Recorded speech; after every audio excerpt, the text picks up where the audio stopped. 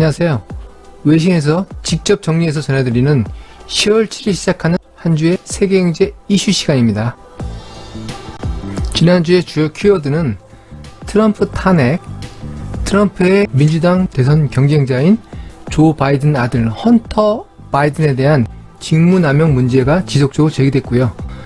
미국 제조업 서비스업 경기활동이 악화됨에 따라서 글로벌 경기 침체의 우려가 높아졌습니다. 금요일 발표한 실업률 등 미 고용지수 좋았지만 그 내용면에서 미 경기가 둔화될 수 있다는 그런 내용도 담겼습니다. 전반적으로 미 경기 둔화 우려가 커지면서 연방준비은행이 금리 인하 기대감이 다시 높아지는 한 주였습니다. 주요 차트를 살펴보겠습니다. 먼저 달러 지수 선물입니다. 지난주 하락세를 보였습니다. 전반적인 추세는 강세를 보였지만 최근 조정을 받고 있는 상황입니다. 파운드와 브렉시트 동향에 대한 영향을 많이 받고 있는데요. 외환 표기법상 파운드당 달러를 표시하기 때문에 숫자가 높아지면 파운드화가 강세를 보이는 겁니다. 1파운드당 달러 가치를 보여주기 때문에 1.23까지 상승을 했습니다. 국제적으로 안전자산으로 인정받고 있는 엔화입니다. 지난주 강세를 보였습니다. 미국과 유럽 쪽의 불확실성이 높아지면서 엔화에 대한 수요가 높아지는 것으로 보입니다. 일본은 10월 1일 소비세 인상과 함께 강세 기조로 일본 수출과 경제에 부정적인 영향이 있을 것으로 보입니다. 다음 위안화는 계속 약세를 보이고 있습니다. 보시는 것은 중국 경제 현상을 보여주는 차트들인데요. 상황이 안 좋습니다. 경제 성장률 계속 떨어지고 있고요. 위안화 계속 약세를 가고 있습니다. 수출도 정체를 보이고 있습니다. 전반적으로 중국 경제에 대한 우려가 높아지고 있는 상황입니다.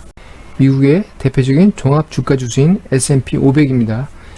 주 초반 큰 폭으로 하락했다가 주말에 소폭 상승을 했습니다. 주 초반 제조업, 서비스업에 대한 PMI들이 안 좋게 나오면서 경제에 대한 우려감이 컸으나 주말에 강한 고용지표가 나오면서 반등을 했고요. 미국 시장의 대표적인 종목인 아마존, 최근 계속 하락세를 면치 못하고 있습니다. 애플은 지난주 초반 하락했다가 주말에 S&P 500처럼 똑같은 방향으로 상승을 했습니다.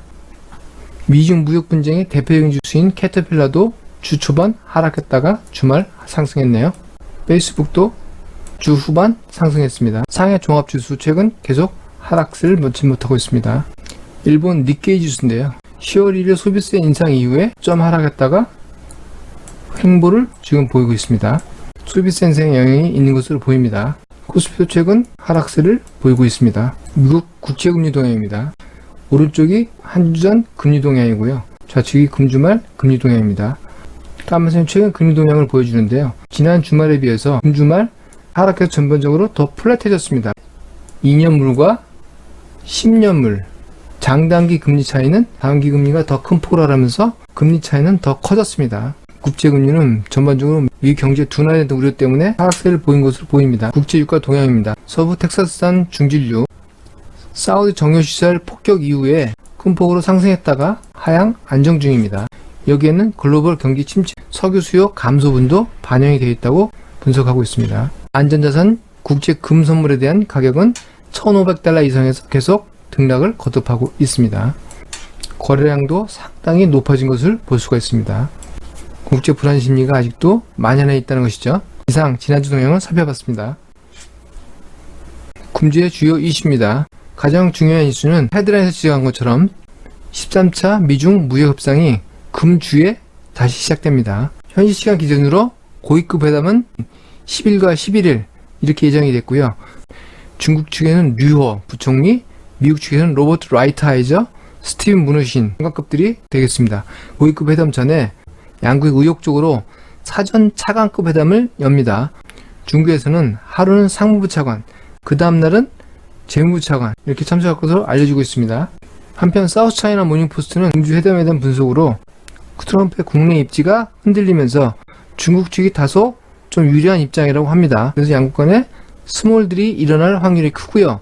다만 농산물 구매, 관세 일정 유예 외에 지난번에 양국 협상이 파국에 이른 것처럼 과다한 요구를 할 경우에는 아예 스몰딜도 불가하고 장기적으로 교착 상태에 빠질 가능성도 지적하고 있습니다. 양국은 올 연말 12월 15일이 되면 최종 단계로 모든 수입품에 대한 관세 부과가 완료가 됩니다. 2020년 양국 경제에 큰 영향을 미칠 것으로 시장에서 내다보고 거기에 대한 우려감을 키우고 있습니다. 다음으로는 연방준비은행의 금리 관련 문제입니다. 사진에서 제롬 파월이 활짝 웃고 있지만 제롬 파월은 상당히 쉽지 않은 입장에 있습니다.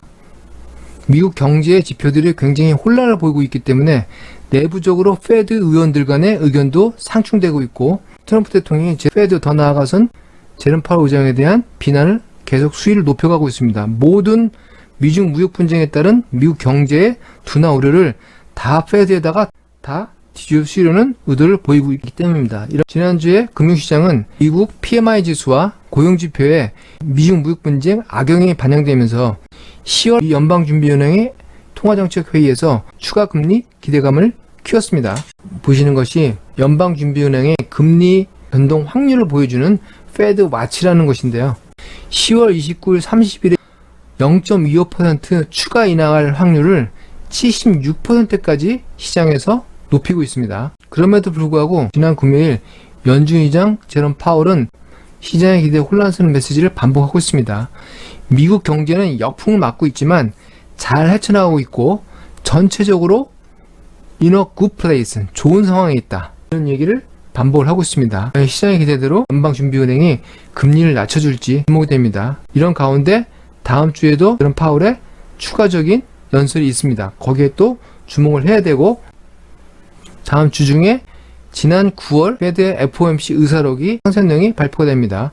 연방준비위원들 간에 어떤 점에서 얼마나 서로 의견들이 상충하고 있는지를 확인할 수 있기 때문에 시장에서도 내용에 주목하고 금리 인하 기대감에 심적으로 반영하게 됩니다. 그래서 주목이 됩니다. 다음은 영국의 브렉시트입니다.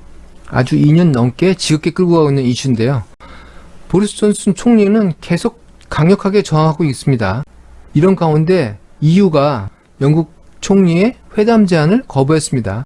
영국 총리가 제안한 아일랜드 국경 문제, 백스탑에 대해서 주말 회담을 제안한 모양인데, 영국 제안 내용에 부정적이고 다시 내라, 이런 분위기인 것 같습니다. 이런 가운데 영국 총리는 EU와 딜이 되거나 안 되거나 10월 30일 탈퇴를 하겠다고 계속 발언을 이어가고 있습니다.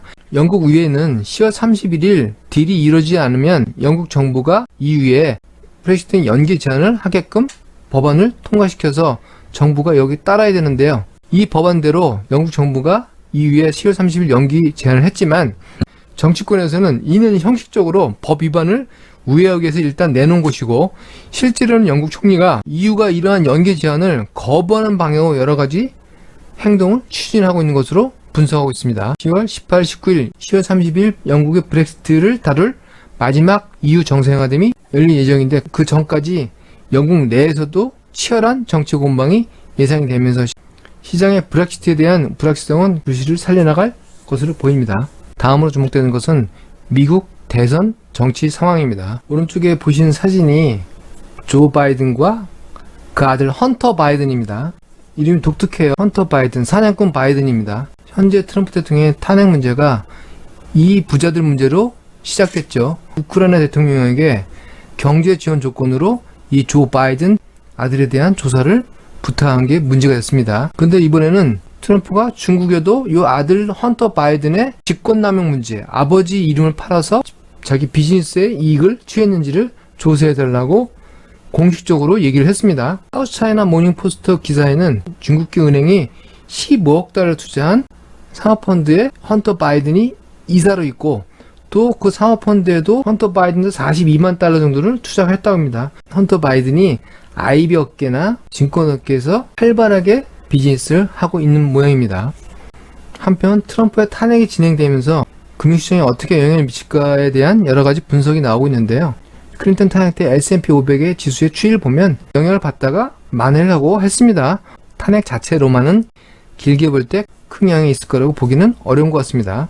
자, 마지막으로 미국 경제가 침체보다는 둔화하고 있다는 여러 가지 분석들이 나오고 있습니다. 침체는 마이너스로 가는 것이고, 둔화는 기존 성장률보다 상승률이 줄어드는 것이죠. 어쨌든 성장한다는 것이기 때문에 경착륙, 연착륙 이렇게 구분될 수 있는 내용이죠.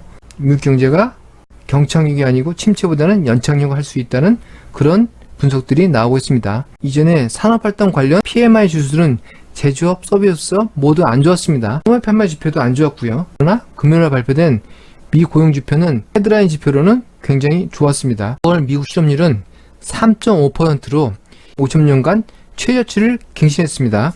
비농업 일자리도 기대치 이하지만 완만한 성장세를 계속 이어가고 있고요. 그러나 자세히 들여다보면 이 고용 내용 중에서 제조업과 소매 부분 일자리는 감소해서 미중 무역 분쟁의 우려감을 높이고 있습니다. 제조업 일자리 확보는 트럼프 행정부가 중국은 물론 유럽과 여러 나라 국가와 무역 분쟁을 벌이는 근거에 논립니다. 그런데 제조업 일자리가 축소되고 있다는 것은 역효과가 나고 있는 것으로 볼 수 있는 것이죠. 한편 이번 고용지표에 포함된 임금 성장률도 정체해서 8월에 연 3.2% 성장을 보이던 것이 9월에는 2.9%로 둔화가 됐습니다. 미국 경제 GDP의 약 70%가 소비가 차지합니다. 소비에 직접적으로 영향을 주는 것이 노동자, 고용지표죠. 노동자들의 소득입니다. 그렇기 때문에 고용지표가 금융시장 가격 동향 예측에 민감하게 반영이 됩니다. 이런 고용지표 내용에서의 어떤 경제성장 둔화 반영이 전반적인 미국 경제 둔화세를 재조명하기 시작했습니다. 미국 경제는 지금 11년 연속 확장세를 보이고 있습니다. 그 성장률은 둔화 조짐을 보이고 있다는 것이죠. 지난주 9월 ISM 제조업 PMI는 10년 내 최저치였고요. 서비스업도 2010년 이래 최저치를 기록했습니다. 경제 성장률은 1분기 3.1%, 2분기 2.0%에 이어 3분기에는 1.9%로 다시 소폭 둔화될 것으로 추정되고 있습니다. 여기에 S&P 500 3분기 기업 실적 발표가 곧 시작될 텐데 이 기업 실적도 3분기에는 마이너스 2.7%를 예상하고 있습니다. 전반적으로 기업 실적이 안 좋아지면서 고용에 영향을 미치고 고용은 다시 소득에 영향을 미치고 소득은 다시 소비에 영향을 미쳐서 GDP 성장을 둔화시키는 이러한 연결고리에서 지금까지는 고용지표가 굉장히 강했지만 이 고용 부분이 산업 부문의 부정적인 영향을 계속 받으면서 이제 주저앉으면 GDP 성장은 굉장히 크게 제약이 되는 것이죠. 그렇기 때문에 우려를 하는 것입니다. 다음 주에 주요 일정은 파월 연준 위원장의 10월 9일 연설이 있고요. 미 연준 의사록이 10월 10일 날 공개가 됩니다. 이 두 개가 굉장히 중요하고요. 무엇보다 중요한 것은 미중 무역 협상이 다음 주 중 주말까지 계속 이어진다는 것입니다.